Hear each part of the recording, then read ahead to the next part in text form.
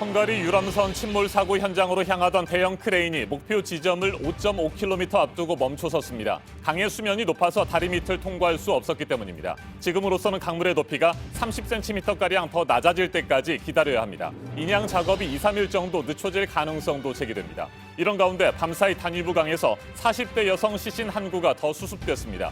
감식 결과 한국인 탑승객으로 확인됐습니다. 어제 하루 동안 시신 3구가 수습됐고 모두 한국인으로 파악됐기 때문에 한국인 사망자는 15명, 실종자는 11명이 됐습니다. 한편 헝가리 경찰과 검찰은 한국인 생존자들의 추가 진술을 들었습니다. 이들은 추돌 전 크루즈로부터 어떤 경고도 받은 적이 없으며 갑자기 방향을 바꾼 것은 유람선이 아닌 크루즈였다고 말한 것으로 전해졌습니다. 6.12 북미 정상회담 1주년을 앞두고 북한 외무성에서 미국의 변화를 촉구하는 담화를 발표한 데 이어서 이번에는 북한을 불량 국가로 규정한 미 국방부의 보고서를 비난했습니다. 사실상의 대결 선언이라며 미국이 북한을 계속해서 적대시하면 북한의 대응 조치도 거세질 것이라고 주장했습니다. 러시아를 찾은 시진핑 중국 국가주석이 푸틴 대통령과 정상회담을 갖고 한반도 정세에 대해 두 나라의 평가가 일치함을 확인했습니다. 평화적이고 정치 외교적 해결 외에 다른 대안은 없다는 입장을 강조했습니다. 영국을 방문한 트럼프 미국 대통령에게 찰스 왕세자가 기후변화에 대해 미국이 더 대응을 해줄 것을 말했지만 트럼프 대통령은 이를 일축한 것으로 전해졌습니다. 트럼프 대통령은 미국은 깨끗한 기후를 갖고 있고 중국 등이 환경을 오염시켰다는 주장을 이어가고 있습니다.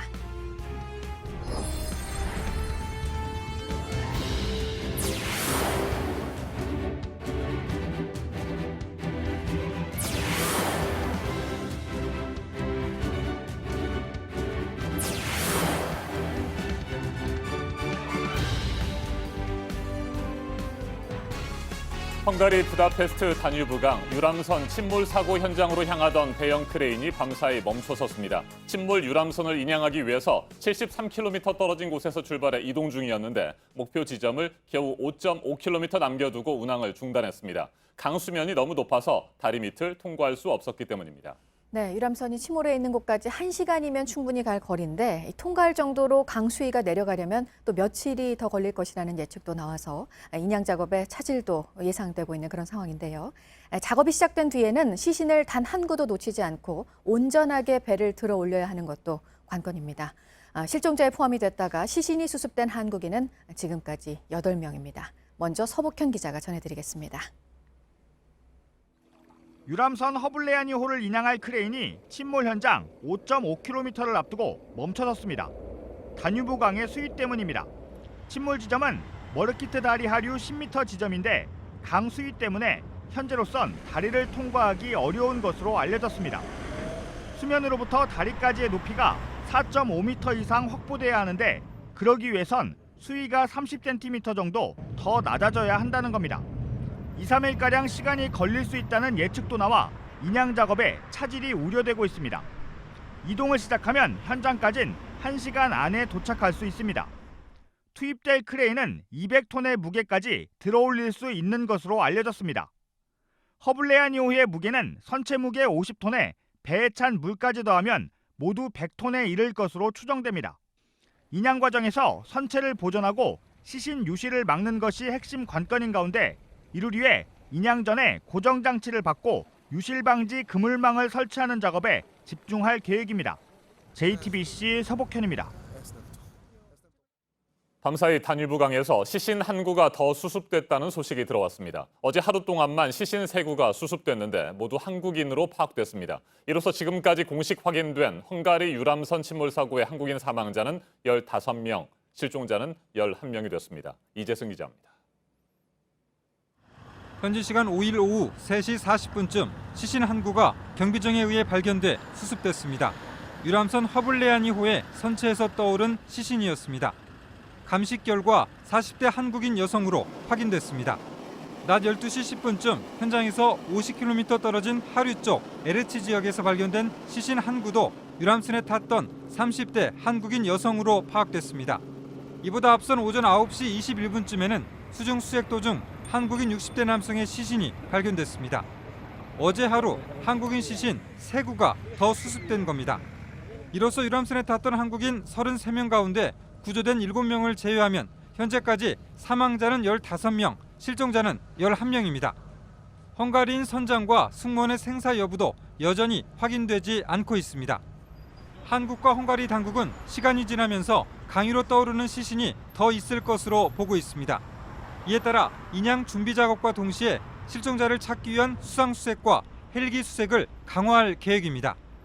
현재 수색을 위해 선박 5척과 헬리콥터 3대가 투입된 상태입니다. JTBC 이재승입니다. 헝가리 당국이 한국인 유람선 생존자들로부터 사고 당시 상황에 대한 자세한 진술을 추가로 들었습니다. 특히 이번 진술 청취 때는 경찰뿐만 아니라 수사를 지휘하는 검사까지 참석했습니다. 이례적인 수사 방식이라고 합니다. 최수영 기자입니다.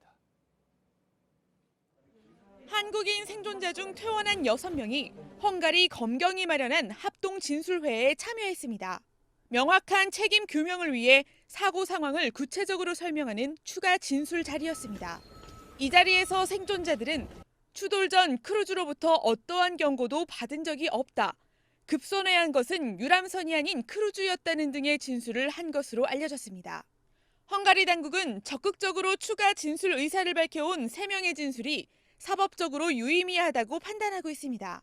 진술회는 4일 오후 2시부터 밤 10시까지 8시간 동안 진행됐습니다. 특히 이번엔 수사를 지휘하는 검사까지 직접 참석했습니다. 경찰의 조사 작성으로 끝나는데 검사들이 입회하여에 작성이 되었기 때문에 매우 좀 이례적인 일이다. 즉 헝가리 측의 관심이 그만큼 높았다라는. 선장이 무죄를 주장하고 있는 가운데 생존자들은 선장과 선주에 대해 엄중한 처벌을 요구하고 있습니다. 헝가리 검찰은 추가 조사 내용을 토대로 선장에 대한 영장 항고 심사에서 구속 수사를 강조할 방침입니다. JTBC 최수연입니다. 미 국방부가 최근 북한을 인도태평양 지역 안보에 위협이 되는 불량 국가로 규정한 보고서를 발표했죠. 북한 외무성이 어젯밤 조선중앙통신을 통해 사실상의 대결 선언이나 다름없다고 반발했습니다. 외무성은 이보다 하루 앞선 4일 밤에는 미국을 향해 새 해법을 갖고 협상에 나서라며 인내심에 한계가 있다고 압박했습니다. 도널드 트럼프 미국 대통령은 적절한 시점에 김정은 북한 국무위원장을 만나기를 고대한다. 이렇게 다시 말했습니다. 안태웅 기자입니다. 고도의 각성을 갖고 주시하고 있다. 정신 똑바로 차리고 지켜보겠다는 얘기입니다. 북한 외무성은 그러면서 지난해 싱가포르 북미 정상회담 때 합의한 6.12 공동성명을 그젯밤에 이어 어젯밤에도 언급했습니다. 평화체제 보장과 북미 관계 정상화 등을 적어놓은 6.12 공동성명의 정신을 전면 부정했다는 것입니다. 북한 외무성은 또 지금 미국은 대북 제재에 필사적으로 매달리고 있다며 우리의 대응 조치도 그만큼 거세질 것이라고 으름장을 놓았습니다. 이처럼 북한은 미국을 향해 6.12 북미 공동성명 1주년을 앞두고 입장문을 쏟아내고 있습니다. 대북 정책을 바꾸라고 계속 압박하는 차원으로 읽힙니다. 미사일 시험을 앞으로 더 실시하기 위한 명분 쌓기란 분석도 있습니다. 이런 가운데 아일랜드를 방문한 도널드 트럼프 미국 대통령은 김정은 북한 국무위원장과 만나고 싶다고 말했습니다. I think that Chairman Kim would like to make a deal, and I'd like to make a deal with him. I look forward to seeing him at the appropriate time. 트럼프 대통령은 또 북한 인사들의 처형 보도를 받느냐는 질문에 처형된 것으로 거론된 사람들 중 한 명은 며칠 전 극장에 있었다고 답했습니다. 트럼프 대통령이 언급한 인물이 김혁철 국무위원회 대미 특별대표인지 아니면 김영철 노동당 부위원장인지는 명확하지 않습니다. 앞서 국내 일부 언론이 처형됐다고 보도한 인물은 김혁철 대표이고 최근 극장에서 공연을 관람한 것으로 보도된 인물은 김영철 부위원장입니다. 트럼프 대통령이 당초 처형설이 나온 인물을 김영철 부위원장으로 착각했을 수 있으나 미국 당국이 김혁철 대표의 거취와 관련해 따로 파악한 내용이 있을 가능성도 배제할 수 없습니다. JTBC 안토니입니다. 네, 중국의 시진핑 국가주석이 지금 러시아에 가 있습니다. 국빈 방문입니다. 푸틴 러시아 대통령과 정상회담을 했는데요. 러시아와 중국이 한반도 정세와 관련해 같은 평가를 하고 있다는 점을 강조했습니다. 비핵화와 한반도의 평화 체제를 만드는 것이 동시에 추진돼야 한다는 그간의 입장을 다시 한번 확인도 했습니다. 이재승 기자입니다. 블라디미르 푸틴 러시아 대통령과 시진핑 중국 국가주석이 현지 시간 5일 오후 모스크바 크렘린 궁에서 3시간 가까이 만났습니다.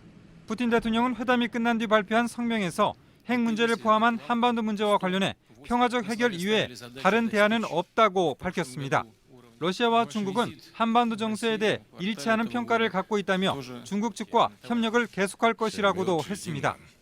푸틴 대통령과 시진핑 주석은 그동안 양국이 주장해온 한반도 문제의 단계적, 동시적 해결 원칙을 다시 강조했습니다. 러시아와 중국은 한반도 문제의 평화적 해결을 위해 북한의 안보와 발전에 대한 대가로서의 비핵화 원칙을 유지한다며 비핵화와 한반도 평화체제 구축을 동시에 추진할 필요가 있다고 밝혔습니다. 중러 정상은 이란 핵 합의를 유지하고 시리아 내전, 베네수엘라 사태 등에 대한 평화적 해결을 지지한다는 입장도 발표했습니다. 두 정상은 무역 전쟁에 나선 미국에 대한 공동 대응과 에너지와 산업, 우주 분야 협력 등에 대해서도 깊이 논의한 것으로 알려졌습니다. 이런 가운데 북한 주재 러시아 대사관은 최악의 가뭄을 겪고 있는 북한에 3,900여 톤의 밀을 지원했다고 밝혔습니다. 러시아 측은 세계 식량 계획 채널을 통해 지원되는 것이라며 북한의 어린이와 임산부 지원 등에 이용될 것이라고 전했습니다. JTBC 이재승입니다. 미국의 기후는 가장 깨끗하고 환경을 오염시키는 건 중국 등이라는 주장을 이어가고 있는 트럼프 대통령입니다. 이번에 영국에 갔을 때 만난 찰스 왕세자가 기후변화에 미국이 대응을 더 해야 하지 않겠냐고 했는데 트럼프 대통령이 이를 일축한 것으로 전해졌습니다. 서복현 기자의 보도입니다. 트럼프 대통령은 현지 시간 3일부터 사흘 일정으로 영국을 국빈 방문했습니다. 1년 전 실무 방문과 달리 올해는 국빈 방문으로 격이 올라가면서 영국 왕실 주요 인사들이 트럼프 대통령과 함께 시간을 보냈습니다. 트럼프 대통령은 방문 첫날 엘리자베스 2세 여왕과 비공개 오찬을 했고 둘째 날에는 찰스 왕세자 부부도 만났습니다. 트럼프 대통령은 현지 시간 5일 방송된 영국 ITV 굿모닝 브리튼과의 인터뷰에서 찰스 왕세자와의 면담은 당초 15분으로 예정돼 있었지만 1시간 30분 동안 진행됐다고 소개했습니다. 트럼프 대통령은 대화의 대부분은 찰스 왕세자가 했다며 그는 기후변화에 푹 빠져 있었다고 전했습니다. 이어 그가 진정으로 원하는 건 미래라며 그는 미래 세대가 재난이 아닌 좋은 기후를 갖도록 하고 싶어하며 나도 동의한다고 덧붙였습니다. 트럼프 대통령은 그러나 지금 미국은 모든 통계에 근거할 때 가장 깨끗한 기후를 갖고 있고 심지어 그것은 내가 동의하기 때문에 더 좋아지고 있다고 주장했습니다. 그러면서 미국은 깨끗한 기후의 원인이 되고 있다며 중국과 인도, 러시아가 환경을 오염시켰다고 비난했습니다.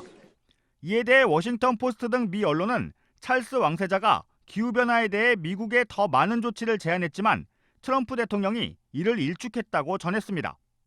트럼프 대통령은 2016년 대선 당시 지구온난화 등 기후변화에 대해 과학적으로 믿을 만한 실체가 없다며 인정하지 않았습니다.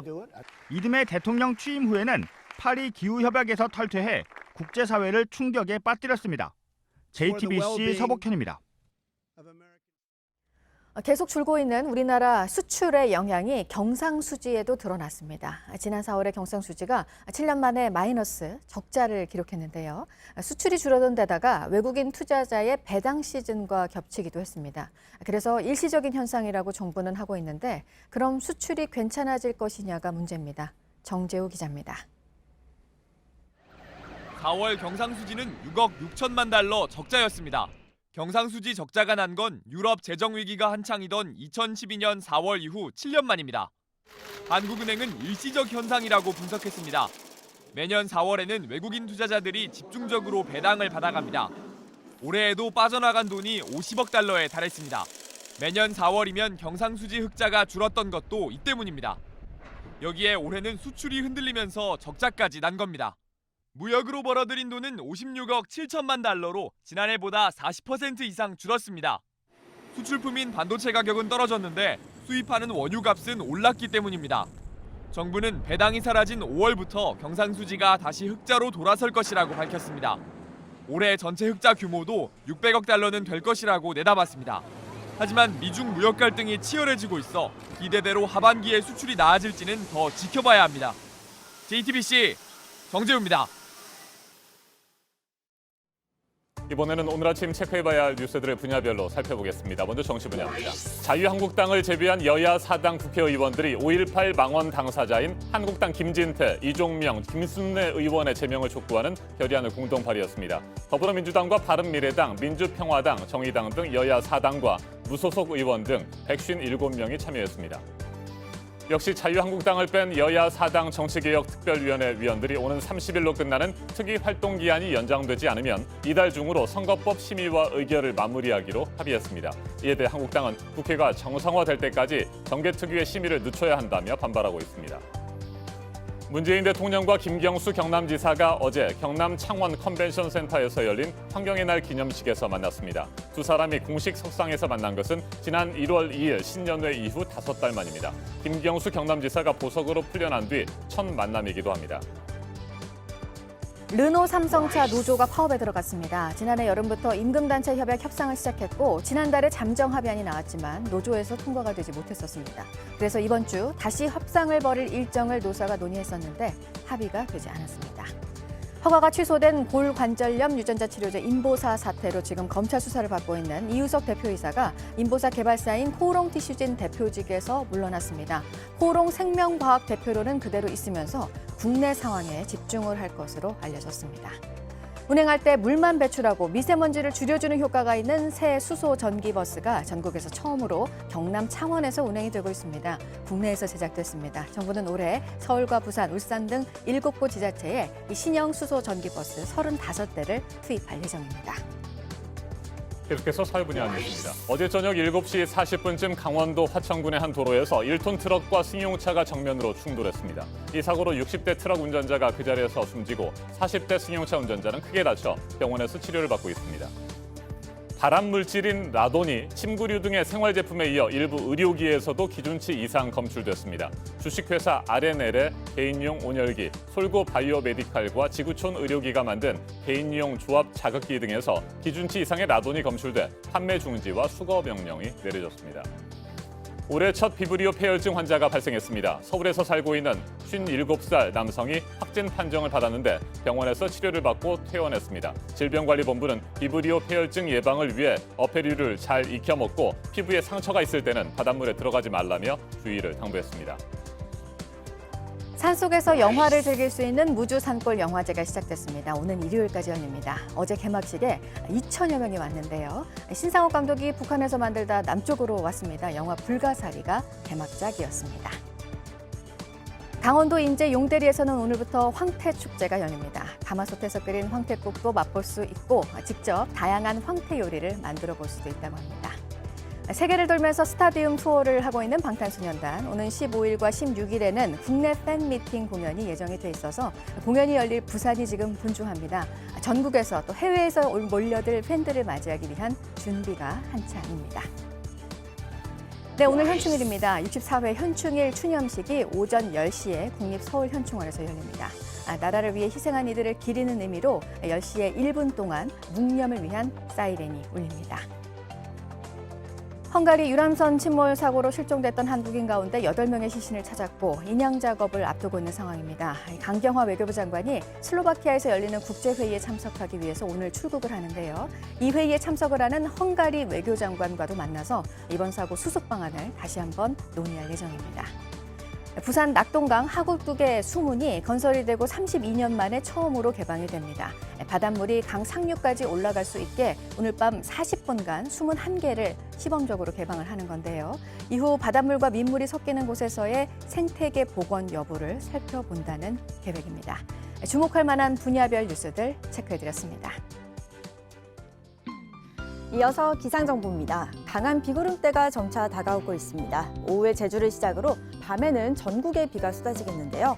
비의 양은 동해안과 남해안, 제주에 최대 100mm, 제주 산간 지역에는 250mm 이상의 호우가 예상됩니다. 그 밖의 지역도 20에서 70 정도, 역시 많은 양이 내리겠습니다. 강원 산지와 남해안, 제주 남부에는 호우 예비특보가 현재 발효 중입니다. 해안을 따라 강풍 예비특보도 내려져 있어서 강한 비바람에 유의하셔야겠습니다. 비가 오기 전 오전까지는 미세먼지 농도가 높겠습니다. 강원 영동을 중심으로 공기도 건조하다 점차 해소되겠습니다. 낮까지는 볕이 강해서 오늘도 덥겠습니다. 서울이 28도, 전주 30도, 대구는 32도까지 오르겠고요. 북한도 30도 가까이 오르는 곳이 많겠습니다. 비는 내일 오후까지 길게 이어지다 저녁에 대부분 개겠습니다. 내일은 서울이 23도에 그치는 등 더위도 주춤하겠습니다. 기상정보였습니다.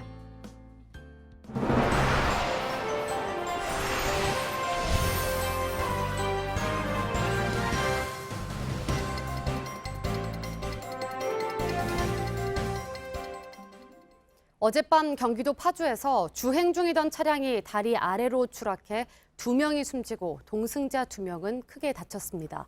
서울 마포구 음식점과 부산의 한 축사에선 불이 났지만 인명피해는 없었습니다. 밤사이 사건 사고 최수연 기자가 보도합니다. 뒤집힌 SUV 차량 안에서 구조대가 탑승자를 구출합니다.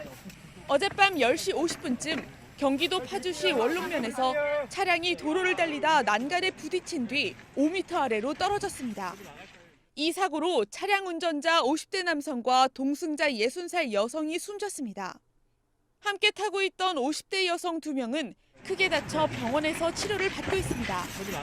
까맣게 그을린 식당 입구에서 잠불을 잡고 있습니다. 어젯밤 10시 15분쯤 서울 마포구 연남동의 한 음식점에서 불이 났습니다. 불은 식당 일부와 연통을 태웠지만 다친 사람은 없었습니다. 경찰은 화로불씨가 연통 기름 찌꺼기에 옮겨붙어 불이 난 것으로 보고 정확한 원인을 조사 중입니다. 산 비탈길에서 붉은 불길이 타오릅니다. 어제 저녁 7시쯤 부산시 초읍동의 한 축사에서 불이 나 20분 만에 꺼졌습니다. 인명피해는 없었습니다. 경찰과 소방당국은 합동감식을 통해 정확한 화재 원인을 조사할 예정입니다. JTBC 최수연입니다. 어제 아침 부산에서 70대 운전자가 몰던 택시가 신호등을 들이받고 식당으로 돌진했습니다. 다행히 크게 다친 사람은 없었습니다. 기사는 급발진 사고라고 주장하고 있습니다. 경찰은 여러 가능성을 열어놓고 수사 중입니다. 배승주 기자입니다. 갑자기 후진하는 택시를 사람들이 간발의 차이로 피합니다. 식당 출입구와 계산대를 덮친 택시는 잠시 멈춰 있다 다시 앞으로 달려갑니다. 굉장히 큰 흔들림이었어요. 이 지진이 흔들리는 거 있잖아요. 정말로 놀랐어요. 사고는 어제 오전 7시 40분쯤 일어났습니다. 부산 해운대구 재송동의 한 아파트 앞에서 72살 김모 씨가 몰던 택시가 갓길에 서 있다 갑자기 출발해 신호등을 들이받았습니다. 이후 후진으로 5m쯤 떨어진 식당으로 향했습니다. 후진하는 택시는 인도로 차량 진입을 막아주는 볼라드까지 부수고 식당으로 돌진했습니다. 그런 다음 다시 200m가량을 질주해 차량 2대를 들이받고서야 멈춰섰습니다. 이 사고로 택시가 들이받은 승용차 운전자가 조금 다쳤습니다. 김 씨는 출근길 손님을 기다리던 중 택시가 급발진했다고 주장했습니다. 김 씨는 술을 마시지도 않았습니다. 하지만 경찰은 일반 급발진 사고와 달리 택시가 전진과 후진을 반복한 점을 수상히 보고 있습니다. 경찰은 김 씨에 대해 약물 검사를 의뢰하고 차량 블랙박스를 분석하는 등 수사를 확대하고 있습니다. JTBC 배승주입니다. 오토바이를 과격하게 몰면서 사람들을 위협하거나 경찰 단속을 피해 역주행까지 한 40대가 붙잡혔습니다. 단속을 피했다고 자랑하는 영상을 인터넷에 올리기도 했습니다. 결국 이걸로 덜미가 잡혔습니다. 문상혁 기자가 보도합니다. 오토바이 운전자가 길을 건너는 사람들을 위협합니다. 다른 차가 진로를 막자 오토바이에서 내리더니 운전자에게 달려듭니다. 이거 와봐. 이거 와봐. 아, 이거 열어봐. 오토바이 운전자 42살 천모 씨는 수시로 도로교통법을 위반했습니다. 경찰의 단속을 피하다 아찔한 상황을 만들기도 했습니다. 천 씨가 신호 위반을 하자 경찰이 멈추라고 했지만 자동차 사이를 피해 도망갑니다. 도로 옆 인도에 있던 시각장애인과도 부딪힐 뻔했습니다. 다른 날엔 경찰이 쫓아오자 갑자기 역주행을 하기도 합니다. 단속을 피하고 나선 자랑삼아 블랙박스 영상을 인터넷에 자주 올렸습니다. 경찰은 난폭 운전 영상을 올린다는 제보를 받고 집에서 천 씨를 붙잡았습니다. JTBC 문상혁입니다. 정부가 북한에 대한 800만 달러 인도적 지원을 의결했습니다. 박근혜 정부 당시인 2016년 8월 이후 처음입니다. 이 돈은 북한 영유아들에게 먹일 식품과 영양제를 사는 데 쓰이게 됩니다. 박현주 기자입니다. 어제 정부가 의결한 인도적 지원의 규모는 총 800만 달러입니다. 남북협력기금에서 나가게 되는데 이를 위해 통일부 장관을 위원장으로 하는 교류협력추진위원회가 지난 일주일 동안 열렸습니다. 800만 달러 중 450만 달러는 세계 식량 계획에 350만 달러는 유니세프에 전달할 예정입니다. 우리 정부가 현금을 보내면 두 국제기구가 북한에 필요한 물자를 구해서 보내는 식입니다. 세계 식량 계획은 북한의 타가소, 고아원, 소아병동에 있는 영유아와 임산부에게 먹거리를 나눠줄 계획입니다. 시리얼이나 비스킷 등입니다. 유니세프는 북한의 아동과 임산부에게 의약품과 치료식, 영양제 등을 줄 계획입니다. 정부 차원의 인도적 지원은 지난 2016년 8월 이후 2년 10개월 만입니다. 이번 정부 들어와서 이런 국제기구를 통한 그 당국 차원의 대북 인도적 지원, 이번이 처음인 걸로. 앞서 정부는 지난 2017년에도 국제기구를 통해 800만 달러를 북한에 지원하려 했습니다. 하지만 북한의 도발과 제재 논란 속에 집행을 미루다 결국 무산됐습니다. 정부는 다음 주쯤 국제기구에 돈을 보낼 계획입니다. JTBC 박현주입니다. 정부가 국제기구를 통해 800만 달러, 우리 돈으로 약 95억 원을 북한에 지원하기로 했습니다. 문재인 정부 출범 이후 처음으로 집행되는 인도적 지원입니다. 교착 상태에 빠진 남북관계와 북미 관계가 회복되는 계기가 될 수 있을지 주목됩니다. 김용현 동국대 북한학과 교수와 한 걸음 더 들어가겠습니다. 안녕하십니까? 네, 안녕하십니까? 네, 국제기구를 통한 대북 지원, 문재인 정부 들어서 처음입니다. 어떻게 그렇습니다. 보세요? 박근혜 정부 때 한 2년 2개월 전에 그 대북 지원이 있은 뒤에 지금 처음 이루어지는 지원입니다. 2년 10개월이죠? 그렇습니다. 네. 실질적으로 남북 관계를 풀어가는 데 있어서 그동안 대북 식량 지원이 많은 역할을 했던 게 사실인데요. 계속 단절돼 있다가 북한의 식량 사정이 작년에 좋지 않았고 그것을 계기로 해서 우리가 직접 지원은 아닙니다만 유니세프나 또는 세계보건계획을 통해서 식량 계획을 통해서 지원하는 그런 절차를 지금 밟고 있습니다. 한반도 비핵화 평화체제를 풀어가는 데 있어서도 좋은 어떤 단초가 될 수 있다는 점에서도 의미가 있는 그런 작업이 시작되고 있다. 기대가 되는 부분입니다. 네, 국제기구를 통한 지원이기 때문에 그렇습니다. 북한 영유아 또는 임산부들에게 실제로 식량이라든지 영양제 이런 것들이 지원되기까지는 뭐 짧게는 3개월, 길게는 6개월까지 걸릴 수 있다고 하던데 그렇게 많은 시간이 필요합니까? 그렇습니다. 이제 간접 지원이 갖고 있는 단점이 시간이 많이 걸린다는 네. 것이고 비용이 또 더 든다는 겁니다. 왜냐하면 그 세계 식량 계획이나 또는 유니세프의 그 지원 요원들이 직접 들어가서 그 작업을 하는데 그 비용도 사실은 800만 불에 다 들어있는 겁니다. 그러니까 간접 비용까지 다 포함되어 있다고 봐야 되기 때문에 실질적으로 직접 지원이 가장 바람직한데 현재 한반도 정세 자체가 조금 아직은 풀리지 않고 있기 때문에 간접 지원의 형태를 띠고 있다. 그런 점에서 보면 시간이 좀 걸리는 부분에 대해서는 좀 더 빠른 지원이 요구되는 게 임산부나 또는 영유아 지원인데 좀 아쉬움이 있는 게 사실입니다. 네, 여전히 일각에서는 우리 정부가 800만 달러를 지원하면 네네. 그것이 실제로 현물로서 네네. 취약계층에게 전달이 될 것이냐. 네네. 혹시 뭐 현금이 전달돼서 그게 뭐 군비 증강을 하는 데 쓰인다든지 뭐 다른 용도로 쓰일 가능성은 없느냐. 뭐 네네. 이런 의문들 제기하는 분들 여전히 조금 있는 것 같습니다. 이 800만 불 지원은 전혀 그것과 무관한 네. 겁니다. 저도 남북교류협력추진협의회 위원 자격으로 이 지금 작업에 동참을 하고 있습니다만 전체적인 내역을 상세히 말씀드리기는 어렵지만 실제 이번 지원되는 물품은 대체로 영양식이거나 그러니까 가공 네. 제품이다 이렇게 보시면 됩니다. 그리고 임산부들에게 필요한 의약품이랄지 이것이기 때문에 전용될 가능성은 제가 볼 때는 거의 없다 이렇게 봐야 될 것 같고요. 실제 지금 이제 북한의 임산부들이 굉장히 취약한 상황입니다. 또 영유아에 대한 지원도 매우 급하고 이것은 인도적 차원의 지원이기 때문에 제재와도 전혀 무관한 사업입니다. 그래서 빨리 집행이 돼서 북한에 실제 필요한 영유아 임산부들에게 빠른 속도로 전달될 수 있도록 하는 그런 작업을 우리 정부와 세계 그 보건기구나 또는 그 유니세프에서 적극적으로 할 필요가 있다고 봅니다. 네, 세계 식량 계획과 유니세프의 관계자들이 실제로 네네. 북한에서 네네. 이 현물이 제대로 전달이 되는지를 네네. 계속해서 살펴보게 되는 거죠? 그렇습니다. 그 지금 보면은 전달 과정을 직접 그 WFP나 또는 유니세프에서 요원들이 들어가서 네. 그 과정을 모니터링을 하게 돼 있습니다. 그 모니터링을 하는 것도 이번 800만 불 속에 다 들어 있고요. 그렇게 보면 우리가 일각에서 우려하는 이 지원의 과정 자체에서 문제가 될 수 있는 것 아니냐라고 하는 그런 요소들은 전혀 없다.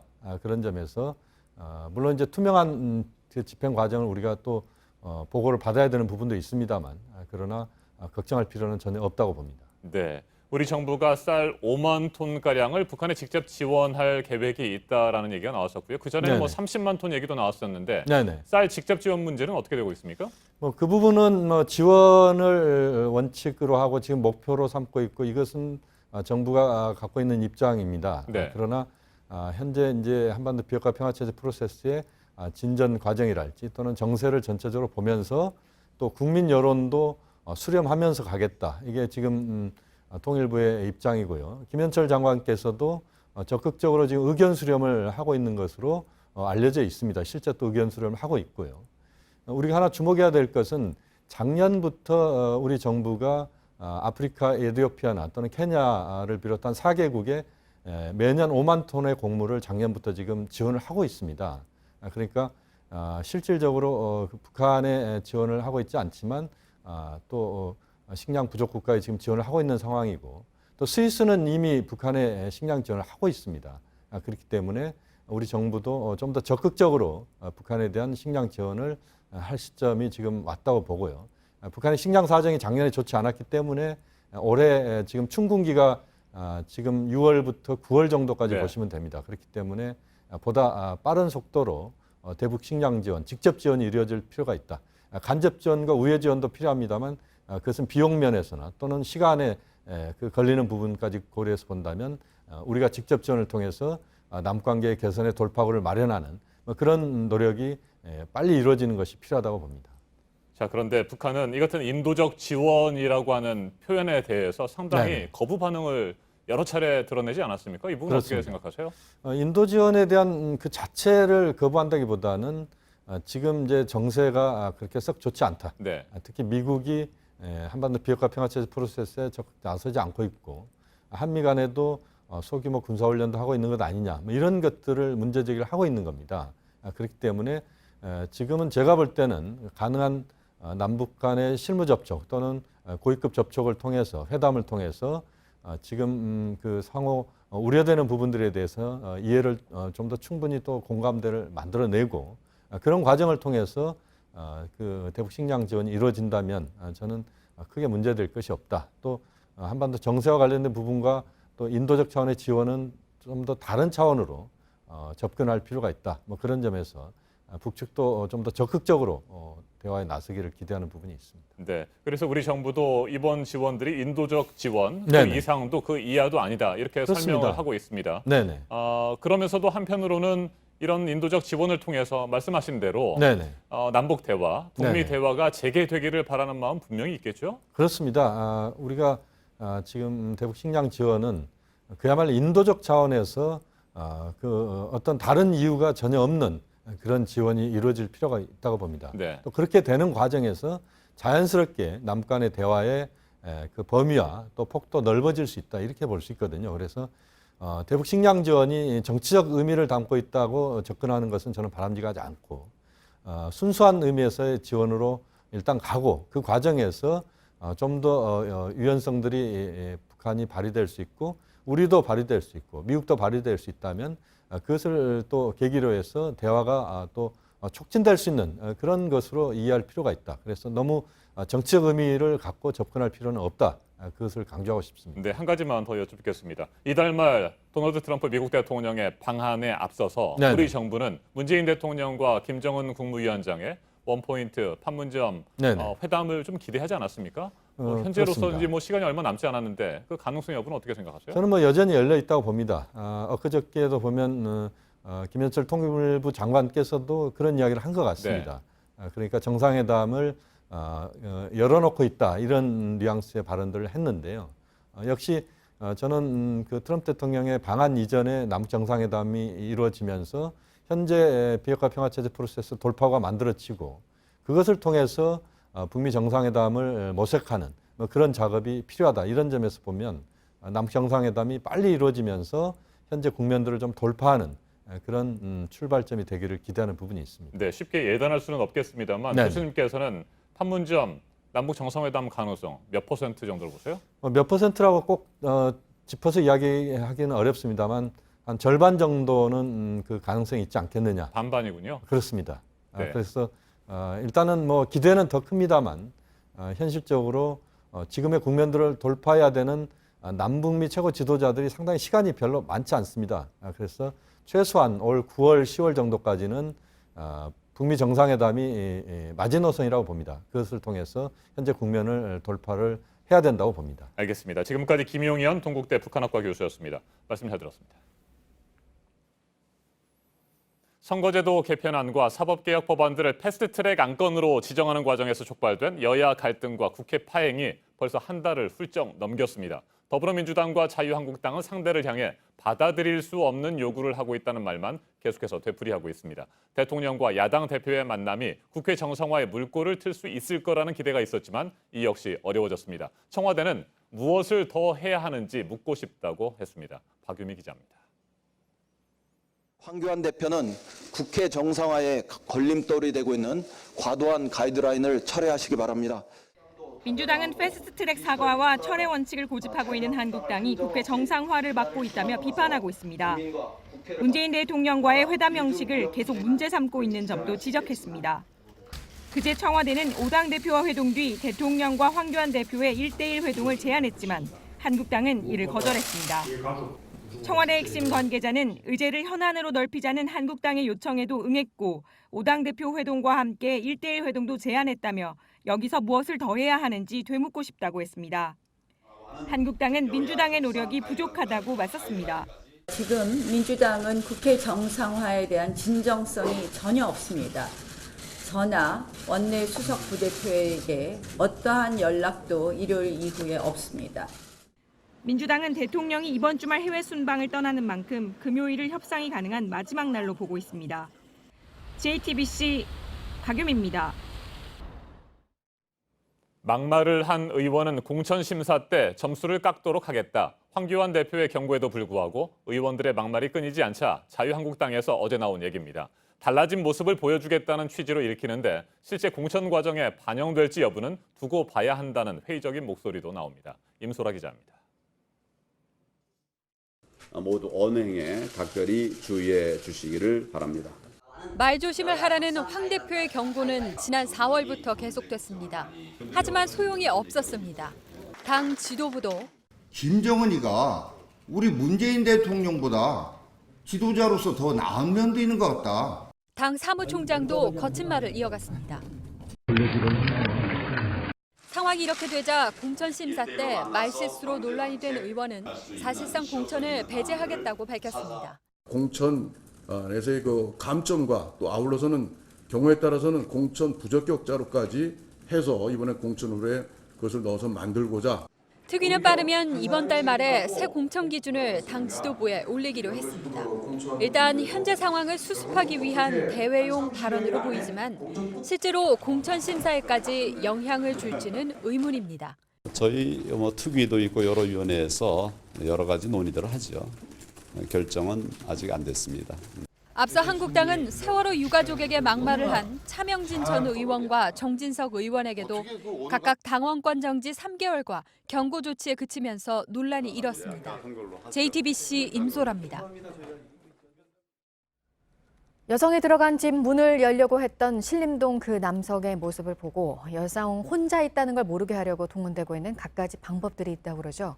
남성의 목소리를 미리 녹음해놓고 누가 문을 두드리면 이걸 들려주고요. 택배도 남성 이름으로 주문을 하고 그만큼 불안감이 담겨 있습니다. 비슷한 사건이 또 있었는데요. 논란이 되고 있는 게 이틀이 지나도록 경찰이 용의자를 파악하지 못했고 피해자가 직접 CCTV 영상을 찾아서 경찰에 줬습니다. 이상엽 기자입니다. 한 남성이 원룸 주택이 많은 골목에서 누군가를 기다립니다. 사람이 지나가면 휴대전화기를 만집니다. 그러다 한 건물 옆에 바짝 붙더니 얼굴을 밀어넣습니다. 남성이 서 있는 곳은 반지하 원룸 앞입니다.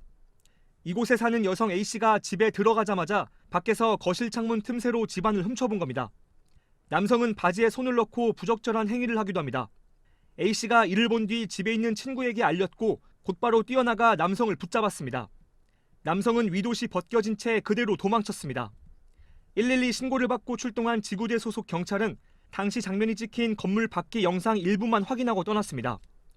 그러나 하루 뒤에도 경찰에서 별다른 연락이 없었고 A씨는 남성이 또 찾아올까 불안했습니다. 결국 A씨는 직접 CCTV 영상을 확보했습니다. 집에서 가까운 편의점에선 남성의 얼굴이 찍힌 영상도 확인해 경찰에게 알려줬습니다. 그 동안 계속 그 주위를 돌았고 저희 건물뿐만 아니라 옆 건물 지하 반지하, 그다음 맞은편 반지하 놀랬죠 완전. 사건을 맡은 경찰이 현장을 찾은 건 39시간이 지난 뒤였습니다. 경찰은 JTBC 취재진에게 긴박한 위험이 있으면 현장에서 바로 조치하지만 이미 사건이 다 끝나고 난 뒤엔 경찰 인력과 장비, 시간 등 현실적인 제한이 있다고 했습니다. 그러면서 피해 여성과 기자가 직접 현장을 다니지 않았어도 경찰이 추적해서 범인을 특정할 수 있는 수준이라고 했습니다. 경찰은 남성의 행방을 쫓고 있습니다. JTBC 이상엽입니다. 피해자는 이 여성뿐만이 아니었습니다. 다른 집들도 기웃거리고 부적절한 행위를 한 모습이 확인이 됐습니다. 그런데 이 남성이 잡히더라도 처벌을 하기는 쉽지가 않습니다. 이혜원 기자입니다. A씨 집 주변에 있는 다른 CCTV 영상입니다.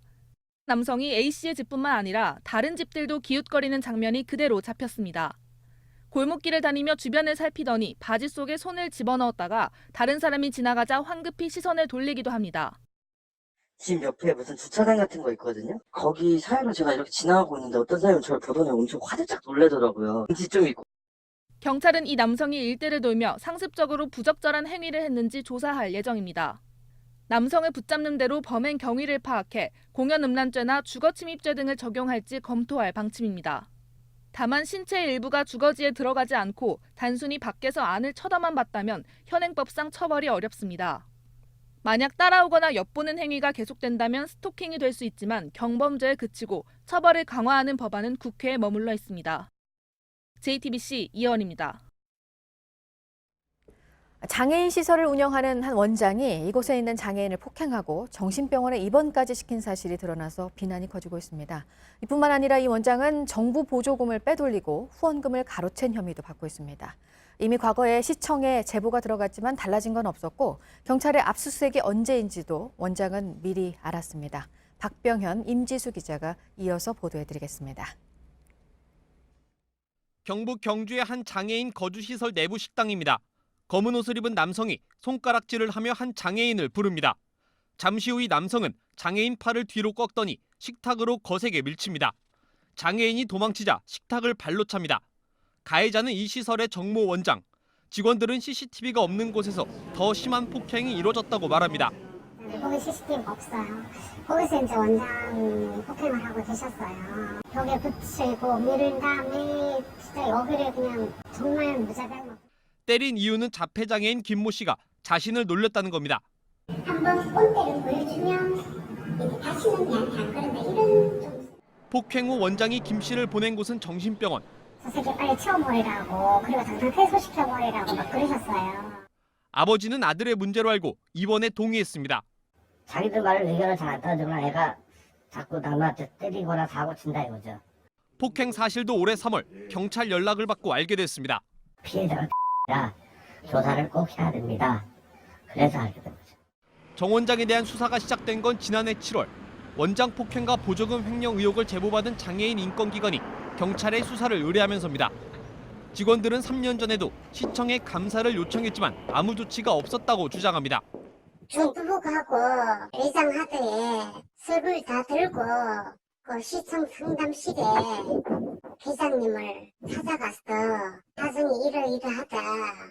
이후 자신이 제보한 사실만 알려졌다는 겁니다. 그 회장님과 원장님이 아주 신분이 있었고 하고 접촉을 하지 마라. 담당 공무원은 기억이 나지 않는다는 입장입니다.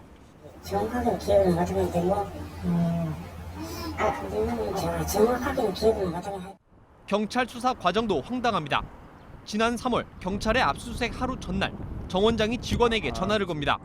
내일 아침에 경찰에 압수수색 오거든. 특히 동영상 같은 거 옛날에 뭐 이렇게 CCTV 다운받아놓고 이런 거 찾아보고 자리에도 찾아보고 다 지우고 부식 관련 서류라든가 촉탁이 관련 서류 같은 거 딱 없애버리고. 당일 CCTV엔 원장 지시에 따라 직원들이 증거를 없애는 모습이 고스란히 찍혔습니다. 경찰은 단순 실수였다고 말했습니다. 분명히 그걸 잘 몰랐어요. 몰라가지고 입회를 하라고 저는 알려준 맞아요. 정 원장은 취재진에게 지역 공무원과의 유착 의혹은 사실이 아니라면서도 다른 혐의에 대해선 성실히 조사를 받겠다고 해명했습니다. JTBC 박병현입니다. 정 원장의 부인이자 사무국장인 서모 씨가 장애인 특별급식비로 처리한 영수증입니다. 지난해 10월 한 대형마트에서 소불고기 한 팩, 명란 마요네즈 등 17만 원어치를 샀습니다. 서 씨는 대형마트 영수증을 수시로 특별급식비로 처리했습니다. 그런데 정작 장애인 식사를 만드는 조리사는 대형마트 식재료를 사용한 적이 없다고 말합니다. 시급 자체를 안 합니다. 그런 거는 단가도 좀 크고 해서 아예 그런 건 쓰지도 않았거든요. 오히려 식비를 줄이라는 압박을 받았다는 겁니다. 금액이 좀 커진다 싶으면 불러내서 사봤거든요. 지답듯이. 정부에서 정 원장 시설에 지급하는 한 달 부식비는 750만 원에 달합니다. 직원들은 정 원장 부부가 부식비 일부도 업체로부터 현금으로 돌려받았다고 주장합니다. 원장이 이제 어느 날 갑자기 계속 저한테 이제 요구를 했어요. 부식비를 이제 저보고 이제 받아오라. 그래서 이제 자기한테 돌라. 이 때문에 장애인들에게 특별 급식은커녕 죽과 김치만 주는 경우도 있었다는 겁니다. 그 여자는 그 카드를 들고 장을 봐서 자기 집 애들을 먹은 거죠. 특별 급식비라고 거기다 적어버리면 그거 누가 알겠어요. 정부 보조금을 받는 장애인 시설들은 보건복지부 회계 시스템에 사용 내역을 올립니다. 하지만 정 원장 부부처럼 보조금을 엉뚱하게 쓰고 사용 내역을 가짜로 기록해도 문제가 쉽게 드러나지 않습니다. 정 원장이 노린 제도상 허점은 이것만이 아닙니다. 장애인 거주시설은 담당 의사를 반드시 지정해야 합니다. 이른바 촉탁 의사 제도입니다. 정 원장은 촉탁 의사에게 지급되는 보조금 수백만 원도 후원금으로 일부 돌려받았던 것으로 드러났습니다. 촉탁에 이제 급여를 주고 이제 후원금 쪽으로 이제 100만 원이나 150만 원 이렇게 받으면 그 원장이 개인적으로 사용했어요. 경찰은 이번 주 중 수사를 마무리 짓고 검찰에 사건을 넘길 예정입니다. JTBC 임지수입니다. 정부가 고액의 세금을 계속해서 내지 않는 체납자들을 길게는 한 달까지 유치장에 가두기로 했습니다. 그동안 명단을 공개하는 등 여러 가지 방법을 써봤지만 별 효과가 없었다는 판단입니다. 그리고 친인척 이름으로 재산을 숨겨놓지는 않았는지 육촌까지 계좌를 살펴볼 계획입니다. 전다빈 기자가 보도합니다. 정부가 꺼낸 가장 강력한 카드는 체납자를 유치장에 최대 한 달까지 가두는 제도입니다. 법정에서 소란을 피울 때 내리던 처벌을 체납자에게도 적용하겠다는 겁니다. 세금 낼 돈이 있으면서 1억 원 이상을 3년 넘게 안 내고 버티는 이들이 대상입니다. 국세징수법을 바꿔 이르면 내년부터 시행할 예정입니다. 정당한 사유 없이 체납한 자에 대하여 법원 결정에 따라 30일 범위 내에서 유치장에 유치할 수 있도록 관련 입법을 추진할 계획입니다. 숨겨놓은 재산을 찾기 위해 친인척 계좌도 들여다볼 수 있게 됩니다. 지금은 체납자의 계좌만 볼 수 있지만 배우자와 육촌까지 대상을 넓히겠다는 겁니다. 국세청은 체납자 본인뿐 아니라 재산을 숨기는 걸 도운 사람도 형사 고발할 방침입니다. 일상생활도 불편해집니다. 앞으로는 여건이 있는 고액 체납자는 물론 여건이 없어도 미리 출국 금지 조치를 해놓습니다. 여건을 새로 만들자마자 해외로 빠져나가는 꼼수를 막기 위해서입니다. 자동차세를 10번 이상 내지 않을 땐 지방자치단체가 경찰서에 운전면허 정지를 요청할 수 있습니다. JTBC 전다빈입니다. 정부가 이처럼 초강경 대책을 내놓은 것은 밀린 세금을 내지 않으면서 비싼 집에 살고 외제차를 모는 체납자들이 줄지 않고 있기 때문입니다. 2억 원 이상 세금을 내지 않고 버티는 이들만 3만 5천 명이 넘습니다. 이번 대책에 대해서는 사생활과 인권 침해라는 우려도 나옵니다. 이형 기자입니다. 문 안 열리면 지금 이거 문 열고 들어갑니다. 고액 체납자 A씨는 이혼한 부인 집에 살고 있습니다.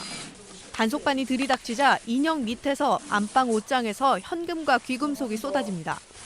이렇게 7,400만 원을 찾아냈지만 아직 못 거둔 세금이 10억 원이 넘습니다.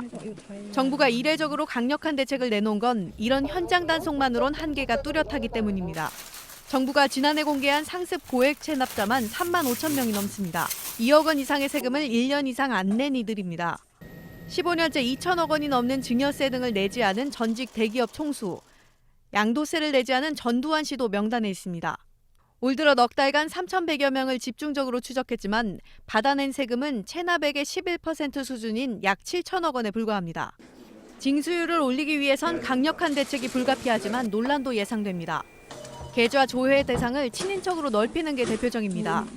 체납자 친척이 있다는 이유로 계좌를 들여다볼 경우 자칫 사생활을 침해한다는 논란이 일 수 있습니다.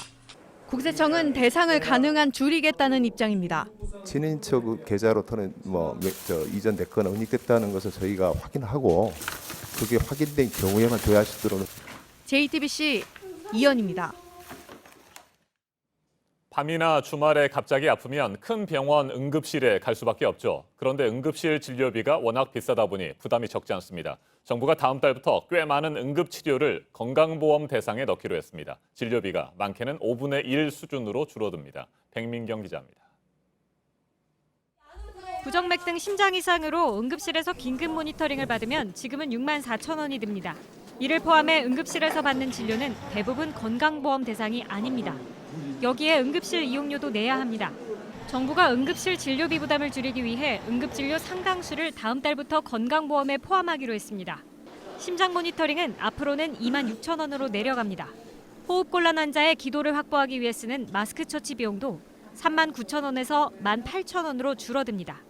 뇌세포 파괴를 막기 위해 체온 조절 요법을 실시하는 경우 223만 원 대신 42만 원만 내면 됩니다. 105개의 진료 항목이 새로 포함됐습니다. 연간 350억 원의 환자 부담이 줄어들 전망입니다. 일부 항목은 낮에 진료받는 것보다 더 싸집니다. 독감 간이 검사는 일반 병원에선 2만 원가량 드는데 야간 응급실에선 1만 원 수준으로 줄어듭니다. 물론 응급실에선 응급의료 관리료 등이 붙어 전체 내는 돈은 더 많아집니다. 건강보험에 포함되는 진료 항목이 늘면 병원 수익은 줄어들 수밖에 없습니다. 정부는 이를 보전해주기 위해 병원에 주는 응급실 수가를 올릴 방침입니다. JTBC 백민경입니다. 강성부 펀드가 한진그룹을 상대로 또 다른 경영권 분쟁 소송을 제기했습니다. 한진칼이 필요 없는 돈 1,600억 원을 왜 빌렸는지 장부를 보게 해달라는 겁니다. 회사에 해를 끼친 사실이 확인되면 배임죄도 물을 수 있습니다. 박영우 기자입니다. 강성부 펀드 측은 한진칼의 장부를 보게 해달라고 법원에 요청했습니다. 한진칼이 지난해 연말 금융기관에서 빌린 돈 1,600억 원을 어디에 썼는지 확인하겠다는 겁니다. 강성부 펀드는 지난 3월 한진칼 주주총회에서도 이 문제를 따졌습니다. 4%대 한 1,600억을 땡겨서 굳이 1,000억 정도를 1%대 예금에 이렇게 넣어야 되는 가장 큰 이유가 어떤 건지 좀 궁금하다. 필요도 없는 돈을 비싼 이자를 물면서 빌렸다는 겁니다. 강성부 펀드가 추천하는 감사를 뽑히는 걸 막으려고 꼼수를 썼다는 주장입니다. 한진칼은 이 돈을 빌리면서 회사 자산 2조 원을 겨우 넘기게 됐습니다. 자산 2조 원이 넘으면 감사를 두는 대신 감사위원회를 설치할 수 있습니다. 감사를 뽑을 때와 달리 감사위원회를 만들 땐 대주주인 한진칼의 뜻이 더 많이 반영될 수 있습니다. 한진칼이 주총 뒤 이 돈을 모두 갚은 것도 이런 정황을 뒷받침한다는 겁니다. 법조계에선 이렇게 회사에 손해를 끼친 사실이 장부를 통해 확인되면 배임 혐의도 적용할 수 있다고 봅니다. 이에 대해 한진칼 측은 올해 경기 상황이 안 좋아서 대비하려고 빌렸을 뿐이라고 했습니다. JTBC 박영우입니다. 네, 그동안에는 맥주 가격에 따라 세금이 매겨져서 국산 맥주가 손해를 보는 면이 좀 있었는데요. 이제 이게 달라집니다. 술의 양이 기준이 됐습니다. 그럼 맥주 가격이 이제 어떻게 달라지는지 이세누리 기자가 전해드립니다. 지금까지는 맥주 가격에 따라 세금을 매겼습니다. 이렇다 보니 국산 맥주가 수입 맥주보다 세금을 더 많이 냈습니다. 4캔에 10,000원 하는 수입 맥주가 국산 맥주 시장을 위협하면서 세금 매기는 방식을 바꿔야 한다는 목소리가 높았습니다. 앞으로는 술의 양을 기준으로 주세를 매깁니다. 리터당 830원씩인데 술을 어디 담느냐에 따라 세금이 늘거나 줄어듭니다. 국산 캔맥주는 주세가 300원 내려 가장 큰 혜택을 봅니다. 반면 생맥주는 300원가량 오릅니다. 페트에 든 맥주와 병맥주도 부담이 조금 커집니다. 하지만 소비자 가격에는 큰 영향을 미치지 않을 것으로 보입니다. 일부 수입 맥주는 세금이 오르기 때문에 4캔에 10,000원 행사가 사라질지 모른다는 우려도 나옵니다. 정부는 경쟁이 치열해질 뿐이라고 합니다. 이미 10,000원 이하로 떨어져 있습니다. 8,800원, 5캔에 10,000원, 가격이 더 떨어지고 있는 추세이기 때문에 4캔에 10,000원은 충분히 유지할. 수제 맥주는 가격을 내릴 가능성이 큽니다. 현재 리터당 1,000원 넘게 주세를 내는 곳이 많아서입니다. 한편 이달 말까지 3.5%로 내렸던 자동차 개별 소비세율은 연말까지 이어가기로 했습니다. JTBC 이세누리입니다. 이른바 보수 기독교계를 대표한다는 한국기독교총연합회 전광훈 대표 회장이 또 정치적 주장을 하면서 파문이 다시 일고 있습니다. 문재인 정부를 종북 주사파 정권이라고 하고 대통령이 물러날 것을 요구하기도 했습니다. 조익신 기자입니다. 주체 사상을 종교적 신념의 경지로 만들어 청와대를 점령했다. 전광훈 한기총 대표회장은 문재인 정부를 종북 주사파 정권으로 규정했습니다. 문재인 정부가 검찰과 경찰, 군대와 언론은 물론 우파 시민단체까지 완전히 점령했다고 주장했습니다. 그러면서 대한민국이 종북화, 공산화돼 지구촌에서 사라질 위기를 맞았다고 목소리를 높였습니다. 전 대표회장은 대한민국을 지켜야 한다며 문 대통령을 향해 올해 연말까지 하야하라고 요구했습니다.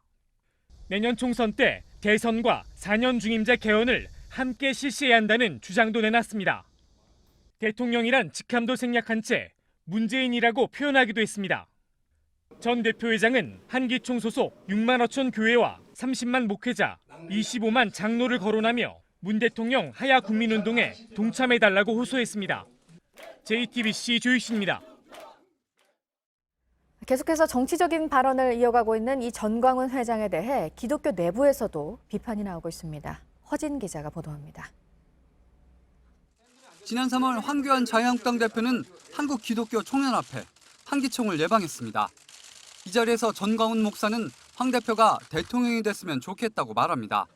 위기적 상황에서 우리 하나님께서 일찍이 준비하셨던 황교안 대표님을 자유한국당의 대표님으로 세워주시고 제 개인적 욕심으로는 이승만 대통령 그리고 박정희 대통령에 이어가는 세 번째 지도자가 되어줬으면 좋겠다.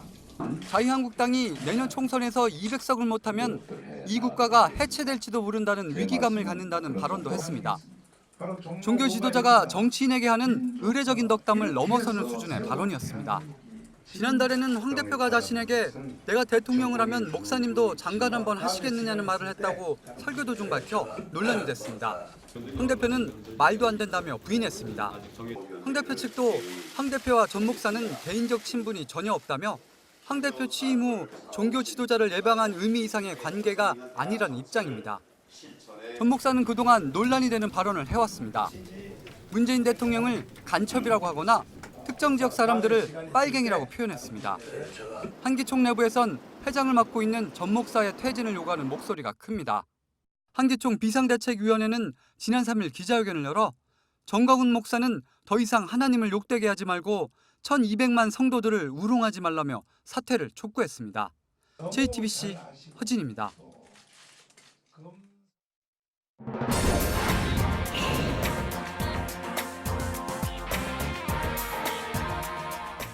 네, 미국과 중국의 무역 전쟁으로 증시가 흔들리고 우리도 타격을 받고 여러 영향들을 계속해서 전해드리고 있는데 이 수치가 또 확 와닿는 것 같습니다. 이 두 강대국 간의 갈등 때문에 전 세계 총 생산에서 500조 원이 넘게 증발을 해버릴 것이라는 전망이 나왔습니다. 보도 연결해서 알아보도록 하겠습니다. 안태훈 기자, IMF가 내놓은 전망이죠? 네, 그렇습니다. 오는 8일 일본에서 주요 20개국 재무장관들이 모이고요. 또 중앙은행 총재들도 모여서 회의를 갖습니다. 이에 앞서서 IMF가 분석 자료를 낸 것입니다. 크리스틴 라가르드 IMF 총재는 이와 관련해서 언급하기도 했는데요. 현재의 무역 긴장을 해결하는 게 시급하다라고 말한 것입니다. 그러면서 보호무역 조치들은 경제 성장과 일자리뿐만 아니라 제품 가격이 오르면서 저소득층에게도 충격을 준다라고 꼬집기도 했습니다. 이런 가운데 IMF 아시아태평양 담당 부서는 중국의 경제 성장률 전망치를 낮춰 잡기도 했습니다. 올해 6.3%, 내년 6.1%였던 기존 전망치를 각각 0.1%포인트씩 낮춰 잡았습니다. 이어서 만약 무역이 더 위협을 받고 타격을 입으면 경제 성장에 분명 더 악영향을 미칠 것이다라고 전망하기도 했습니다. 네, 대통령이 쿠데타로 물러나고 혼란이 이어지고 있는 아프리카 수단 소식도 있네요. 시위대를 군부가 진압을 해서 사망자가 나왔다고요? 100명가량이네요. 네, 수단의 야권 단체 측이 밝힌 내용입니다. 수단 의사중앙위원회에 따르면 현재까지 총 사망자는 최소 101명입니다. 현지 시간으로 4일 약 49의 시신이 더 수습됐는데 이 시신들은 군인들에게 살해된 것으로 추정된다는 게 현지 언론의 보도입니다. 앞서 수단 군부는 지난 3일 반정부 시위대를 해산시키기 위해 실탄을 발사했고 이 과정에서 사상자가 속출하기도 했습니다. 앞서 지난 4월 수단 군부는 30년 동안 통치한 독재자 오마르 알 바시르 전 대통령을 자리에서 물러나게 했다고 발표한 바 있습니다. 네, 지금까지 아침에 지금 JTBC 안토니입니다. 목요일 날씨 키워드입니다. 오늘은 낮더위, 오전 미세먼지, 그리고 밤부터 비바람인데요. 오늘도 낮더위가 이어지고 오전까지 공기도 탁하겠습니다. 밤에는 전국에 비 소식이 있는데요. 오후에 제주를 시작으로 점차 전국에 쏟아지겠고요. 동해안과 남해안, 제주를 중심으로 비바람이 강하겠습니다. 벌써부터 비의 기운을 느끼는 분도 있었는데요. 비 오려나 하늘도 어둡고 공기도 습기 찼다고 말씀하셨고요. 비 오고 천둥번개 치는 날씨 좋아한다는 독특한 취향을 가진 분과 또 내가 비를 안 맞아도 된다면 좋다며 보는 것만 좋다는 분도 많았습니다. 반갑게도 비가 오면서 내일은 더위가 주춤하겠습니다. 지금까지 키워드와 SNS로 만나본 날씨였습니다. 중국이 이틀 전 웬만하면 미국으로 여행 가지 말라는 식의 자제령을 발표했죠. 어제는 아예 미국 유학을 막아야 한다는 주장도 나왔습니다. 미국 자동차 산업의 상징으로 꼽히는 포드에는 큰 벌금을 물렸습니다. 미국은 중국의 인권 문제를 대놓고 지적한 데 이어서 이른바 천안문 탱크맨 동상을 세우는 것으로 맞대응했습니다. 신경진 베이징 특파원입니다. 相信中国游客会根据自身情况，对旅游目的地的安全状况做出谨慎评估和明智的选择。 사실상 미국 여행을 자제하라는 금지 지침 이후 관영 매체는 더 나갔습니다. 환구시보는 안전주의보는 너무 약하다며 미국 여행과 유학시장 채널을 직접 폐쇄해야 한다고 주장했습니다. 차이나데일리 역시 일면 머릿기사로 해마다 중국인 300만 명이 미국에서 총 300억 달러, 36조 원 이상을 소비한다며 미국이 입을 피해를 강조했습니다. 미국 기업에 대한 보복도 시작했습니다. 포드 자동차의 반독점법 위반 혐의로 지난해 충칭 지역 매출의 4%인 1억 6,280억 위안, 277억 원의 벌금을 부과했습니다. 천안문 사건 30주년을 베이징 시내에서 보도하던 CNN 특파원은 사복경찰의 방해를 받기도 했습니다.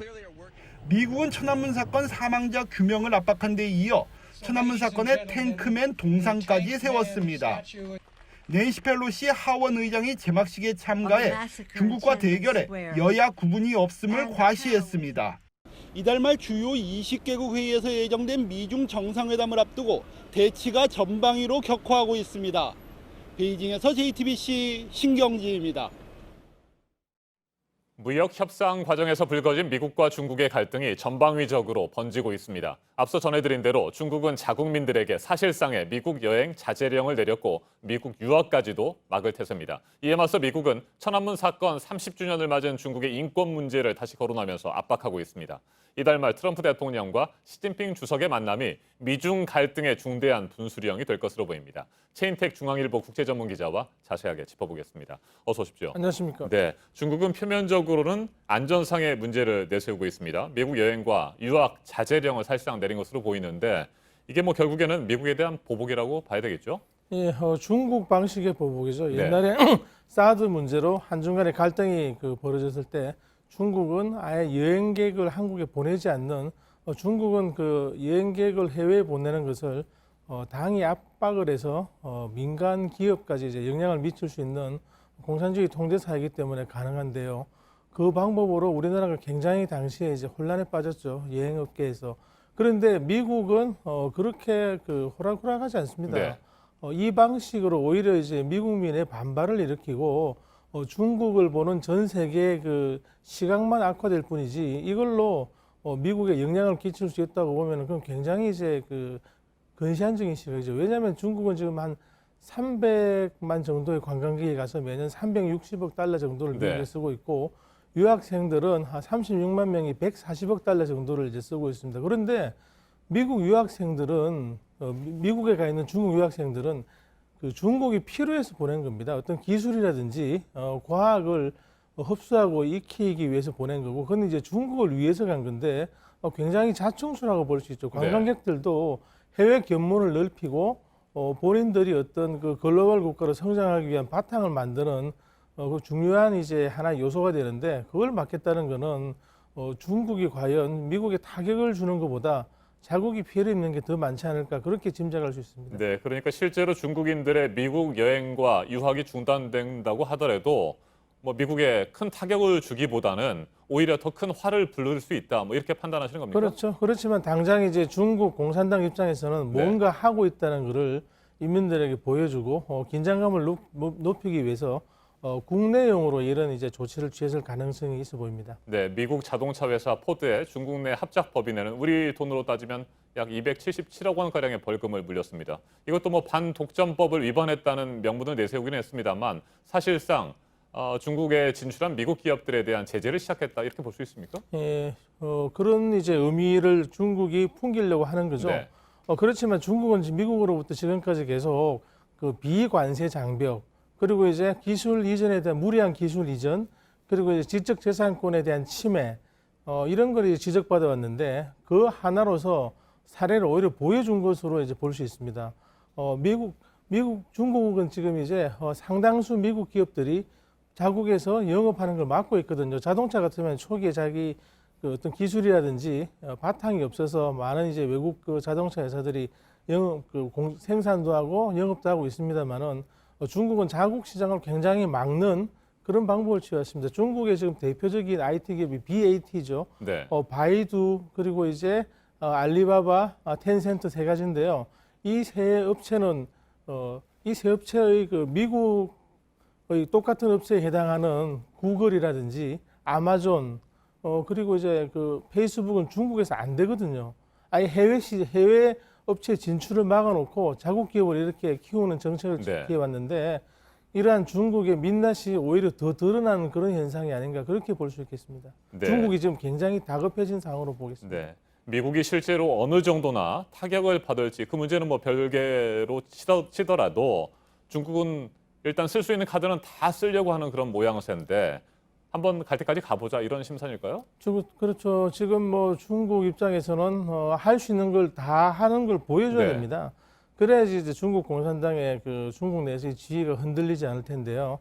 그런 내부용일 가능성이 굉장히 커 보입니다. 그런데 지금 무역 액수를 보면은 지금 중국이 지난해 2018년에 미국에 수출한 액수가 지금 5,395억 달러입니다. 네. 그런데 미국이 중국에 수출한 액수는 1,203억 달러에 지나지 않습니다. 4.5배 차인데요. 이 액수를 가지고 지금 그 어떤 뭐 미국의 업체라든지 무역에 대해서 압박을 넣는다 손 치더라도 4대1의 비율밖에 4.5대 1의 비율 하에서 과연 중국이 어떻게 유리하게 본인들이 이제 뭐 보복 공세를 취하면서 이익을 얻을 수 있을지 그건 이제 굉장히 미지수입니다. 네, 중국과 미국이 한치 양보도 없는 이른바 치킨 게임을 하는 모습을 보이고 있는데 이달 말 일본 오사카에서 G20 정상회의를 하게 될 때 시진핑 주석, 트럼프 대통령 만나지 않습니까?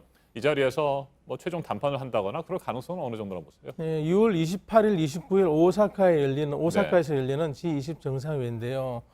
거기서 이제 충분한 얘기를 나눌 시간도 없을 뿐더러 그렇게 정상이 만나서 뭐 지금까지 일을 없었던 걸로 하자든지 아니면은 완화하자든지 빨리 해결하자든지 그런 식으로 해법이 나올 가능성은 좀 굉장히 희박해 보이죠. 왜냐하면은 서로 상대가 이제 정치적인 운명을 걸고 그리고 한 나라의 글로벌 패권을 걸고 지금 부딪히고 있는 사실상의 전쟁 상황인데 그렇게 쉽게 끝날까? 대신에 이제 립 서비스는 서로 주고받을 수 있겠죠. 왜냐하면 이제 네.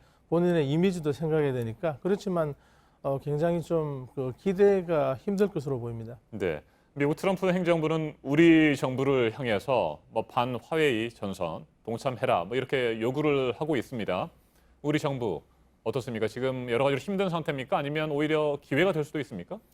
지금 보면 이제 화웨이는 뭐 어떤 정보 어떤 회사의 장비를 쓰면은 거기에 대한 데이터가 이제 그쪽으로 축적이 됩니다. 클라우드에 가든지 해서 그래서 이제 보안을 우려하고 있는데요. 군사라든지 정보 세계에서는 이제 충분히 우려할 만한 사안입니다. 그런데 이런 내용들을 이제 하나하나 짚어보면은 우리가 장기적으로 과연 손해냐? 지금 중국의 경제 구조는 한국에서 반도체라든지 LCD, LED 이런 걸 수입해서 최종 제품을 만들어서 미국에 수출하는 그런 상황이기 때문에 이런 상황이 벌어지면 한국의 대중 이런 반도체 수출 같은 게 줄어들지 않느냐 네. 염려도 하는데요.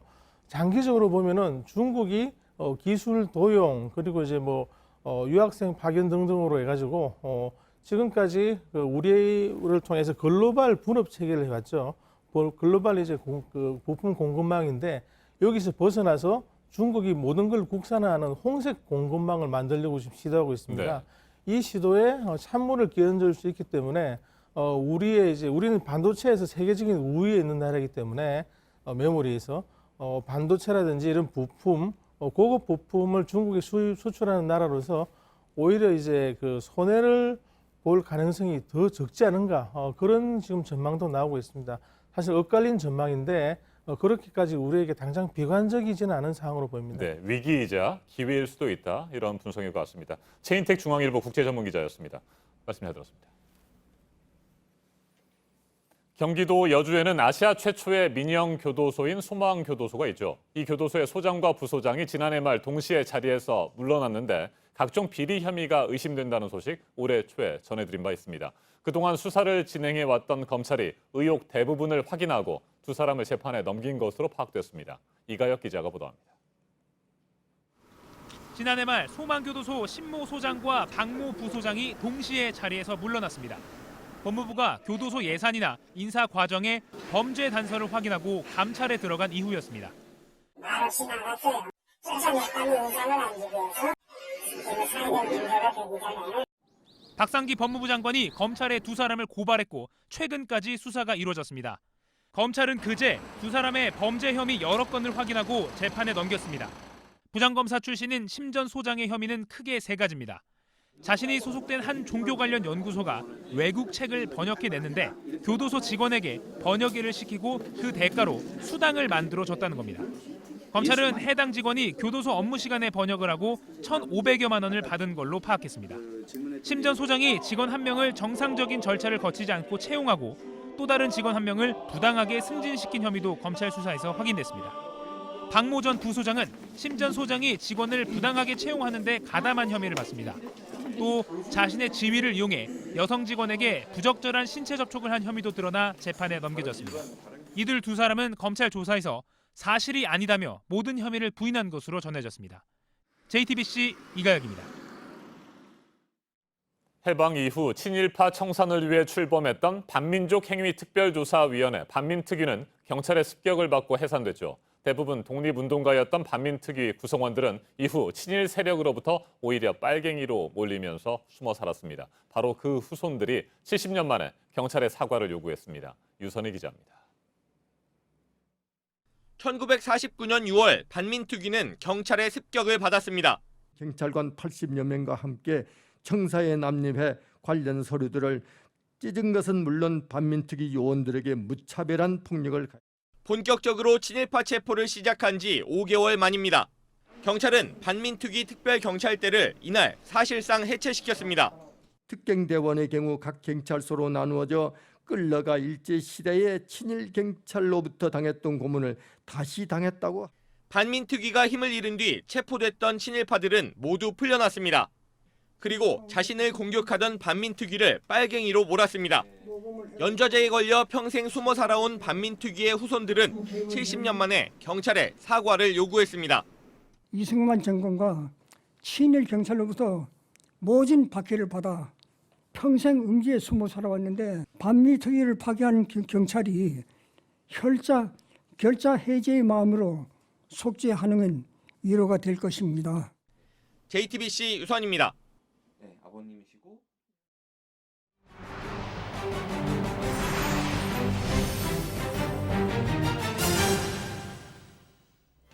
미국 텍사스주의 한 도로에서 차량이 배수로에 처박혀 6명이 숨졌습니다. 사고는 현지 시간 4일 밤에 일어났는데요. 다음 날 아침이 돼서야 구조대가 배수로에 고꾸라진 차를 발견했습니다. 이 사고로 6명이 숨졌고 다친 사람들도 있었는데요. 희생자는 모두 엘살바도르에서 온 불법 이민자인 것으로 알려졌습니다. 어쩌다 사고가 났는지 당국이 조사를 하고 있습니다. 토네이도가 휩쓸고 간 자리는 아수라장이 됐습니다. 현지 시간 5일 독일 서부 보홀트 지역에서 토네이도를 동반한 강력한 폭풍이 몰아쳤는데요. 바람의 순간 최대 풍속이 무려 시속 250km에 달했습니다. 독일에서 이렇게 거센 토네이도가 생기는 건 드문 일이라고 하는데요. 차가 뒤집히고 건물 곳곳이 부서졌지만 천만다행으로 다친 사람은 없다고 합니다. 멕시코 서부 시날로아주에서 대규모 마약 제조시설 3곳이 발견됐습니다. 무려 17톤 분량의 필로폰을 만들 수 있는 규모인데요. 아직 다 만들어지지 않은 필로폰들도 있었습니다. 최근까지도 누군가 마약을 만들고 있었다는 건데요. 경찰이 오는 걸 눈치채고 도망간 것으로 보입니다. 제조시설이 발견된 시날로아주는 멕시코의 마약왕 엘차포가 이끌던 악명 높은 카르텔이 있던 곳이기도 한데요. 당국은 마약 단속을 더욱 강화하겠다는 입장입니다. 이런 행운이 또 있을까요? 손녀가 준 행운의 과자 속 번호가 실제로 당첨금 4천억 원, 행운의 번호가 됐습니다. 미국 노스캐롤라이나주에 사는 60대 남성이 바로 그 행운의 주인공입니다. 남성은 2년 전 손녀에게 행운의 과자 하나를 받았는데요. 이 과자 안에는 행운의 숫자가 적힌 종이 쪽지가 있었습니다. 남성은 쪽지에 적힌 5개의 숫자에 자신이 좋아하는 숫자 하나를 더해 매주 복권을 샀는데요. 결국 이렇게 산 복권이 3억 4천만 달러, 우리 돈으로 4,050억 원에 당첨된 겁니다. 노스캐롤라이나주에서 나온 역대 최고 금액인데요. 남성은 당첨금이 삶을 바꿔놓진 않을 거라며 청바지를 새로 사겠다고 말했습니다. 죽은 새끼 돌고래가 자꾸만 물에 가라앉으려 합니다. 애타는 어미는 주둥이와 머리로 새끼를 계속해서 들어 올리려 안간 힘을 쓰는데요. 또 다른 돌고래 한 마리가 이를 도와주려는 듯 주위를 맴돕니다. 미국 플로리다주 인근의 바다에서 찍힌 모습인데요. 한 전문가는 어미 돌고래가 새끼의 죽음을 받아들이지 못하고 다시 살려보려 애쓰는 것으로 보인다고 말했습니다. 영상을 본 누리꾼들은 새끼를 놓아주지 못하는 어미 돌고래의 모습이 마음 아프다는 반응입니다.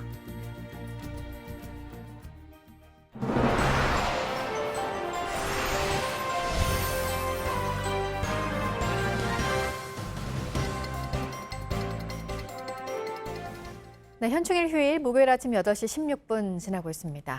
외가리와 백로가 많이 사는 경북 안동호에서 몇 년 전부터 이맘때가 되면 죽은 새들이 무더기로 나오고 있어서 그 이유를 두고 여러 얘기가 나오고 있습니다. 정부가 조사를 하기로 했습니다. 연말쯤에 결과가 나올 것으로 보입니다. 윤두열 기자입니다. 산길을 따라 죽은 새가 여기저기 눈에 띕니다. 사람이 가까이 가는데도 날지도 도망가지도 못해 쉽게 잡혀버립니다. 경북 안동호 인근 외가리와 중대백로 서식지 모습입니다. 매년 봄 천여 마리가 이곳으로 와 둥지를 틀고 새끼를 낳으며 여름을 납니다. 그런데 몇 년 전부터 외가리와 백로 사체가 무더기로 발견되기 시작했습니다. 한 해 수백 마리씩 죽어 사체 보관 냉장고는 꽉 찼습니다. 10마리, 20마리 뭐 많이 나올 때는 좀 많이 나오고 없을 때는 뭐 한 서너 마리, 5마리. 환경단체에선 낙동강 상류에 있는 재련소를 의심해왔습니다. 최근에도 오염물질을 몰래 내보내다 적발된 곳입니다. 안동호 바닥의 흙에서도 카드뮴과 비소 등 중금속이 다량으로 나왔습니다. 하지만 환경부는 아직 여러 가능성을 검토하고 있습니다. 공격을 많이 해요. 그러다 보니까 외가리 개체 새끼들이 많이 떨어졌고 죽거나 아니면 둥지 끝에 그냥 매달린 채로. 대신 민관 합동조사단을 구성해 사인을 정밀 분석하기로 했습니다. 사체 부검은 물론이고 살아있는 외가리에서도 검체를 확보해 중금속 농도를 비교할 계획입니다. 떼죽음의 원인을 밝힐 이번 연구 결과는 연말쯤 나옵니다. JTBC 윤두열입니다. 엄마에게 학대를 당했던 한 아이가 그 상처를 그림으로 이겨냈습니다. 영화로도 만들어진 칠곡 아동 학대 사건의 피해자 얘긴데요. 이번에 그 그림들을 세상에 내놨습니다. 자기와 같은 상처를 가진 아이들에게 도움이 되는 사람이 되고 싶다고 했습니다. 강나현 기자입니다. 밤하늘의 공기를 가르고 힘차게 솟아오르는 고래. 홀로 서 있던 소녀는 따뜻한 위로를 받습니다. 미술을 배우는 고등학생 다빈이는 고래 그리기를 가장 좋아합니다. 그 고래들이 그 물속을 이렇게 유영하다가 튀어 올라오잖아요. 아, 내가 이렇게 힘들지만 잘 견뎌냈다. 괜찮다. 그런 외침을 들려주고 싶은 것 같기도 하고. 다빈이는 6년 전 일어난 칠곡 아동학대 사건의 피해자입니다. 엄마의 아동학대로 동생이 죽음에 이르렀으나 같이 맞던 언니가 죄를 뒤집었을 뻔한 사건은 최근 영화로도 만들어졌습니다. 영화에는 누명을 벗은 순간까지만 기록됐습니다. 입양을 통해 새로운 가족과 만났지만 아픈 상처는 쉽게 아물지 않았습니다. 중학교 1학년 때 시험지에 답 대신 채워놓은 그림을 본 가족의 권유로 그림을 그리기 시작했고 부지런히 그림을 그리면서 마음에 새겨진 아픔을 이겨내고 더욱 단단한 사람이 됐습니다. 아직 전시할 정도는 아니라며 수줍어하면서도 첫 전시가 꿈만 같다며 기뻐한 다빈이는 자신이 그림을 통해 살아갈 힘과 위로를 얻었듯 미술심리치료사가 돼 아동학대 피해를 입은 아이들에게 조금이나마 도움이 되고 싶다 말했습니다. JTBC 강나현입니다. 네, 2026년부터 4번의 올림픽을 저희 JTBC가 중계해드릴 예정이라고 전해드렸었죠. 7년 뒤입니다. 그때가 되면 올림픽을 즐기는 방식도 보다 더 다채로워질 것으로 보입니다. 백수진 기자입니다. 가슴에 일장기를 단 슬픈 우승자. 손기정이 마지막을 장식했던 1936년의 올림픽. 우리에겐 아픈 역사로 기억되는 이 대회는 TV 중계방송이 처음 시작된 올림픽이기도 합니다. 역동적인 그림, 감동과 기쁨이 교차하는 한편의 영화 같은 이야기들. 너무도 매력적인 올림픽은 이후 TV 중계 기술을 뽐내는 무대로 성장했습니다. 라디오 중계로 시작했던 듣는 올림픽에서 보는 올림픽으로 변화. 이젠 컴퓨터, 휴대전화까지 가세하며 온몸으로 즐기는 올림픽으로 진화하기 시작했습니다. 2016년 리우올림픽, 2018년 평창올림픽에선 전 세계적으로도 디지털 시청 시간이 TV 시청 시간을 뛰어넘었습니다. 지구촌 최대 축제로 불리는 올림픽. 그래서 우리나라에선 TV를 통해 보편적으로 시청할 수 있는 권리가 요구되지만 앞으로는 다양한 미디어 플랫폼을 통해 올림픽을 즐기는 문화로 바뀔 수 있습니다. 현장에 있는 듯 생생한 경기장 속의 흥분을 느끼고 봅슬레이를 타고 트랙을 달리는 듯 선수가 돼보기도 하는 체험하는 올림픽 중계가 현실이 될 가능성이 커졌습니다. JTBC는 올림픽의 모든 것을 풀어낼 수 있는 디지털 통합 시스템을 만들어 생생한 올림픽의 역사를 담아낼 계획입니다. JTBC 백수진입니다.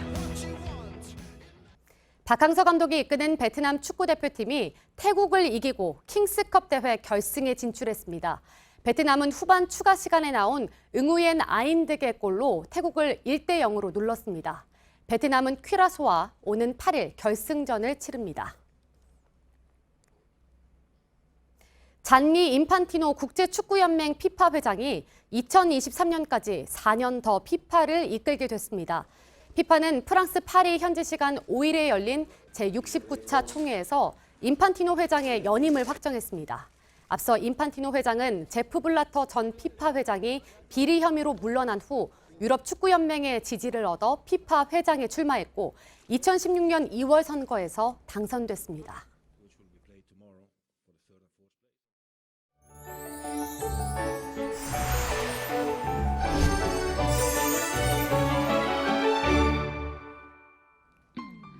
강한 비구름대가 점차 가까워지고 있습니다. 오후에 제주를 시작으로 밤에는 전국에 비가 쏟아지겠는데요.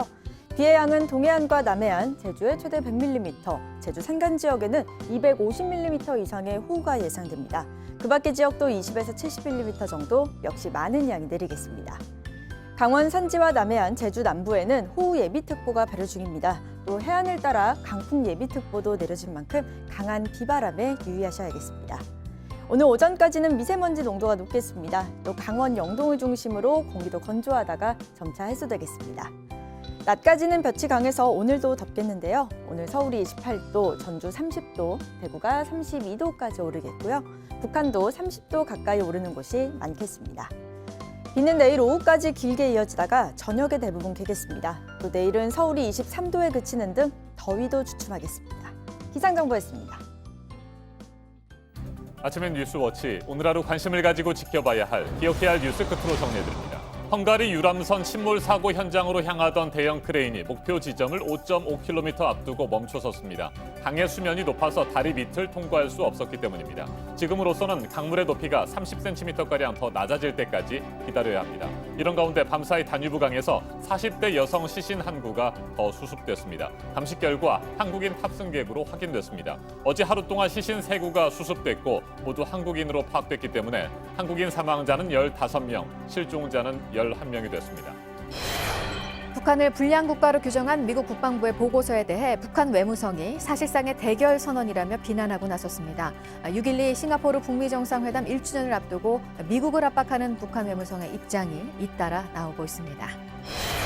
블라디미르 푸틴 러시아 대통령이 모스크바를 방문한 시진핑 중국 국가주석과 정상회담을 갖고 국제 현안과 양자 관계 발전 방안을 논의했습니다.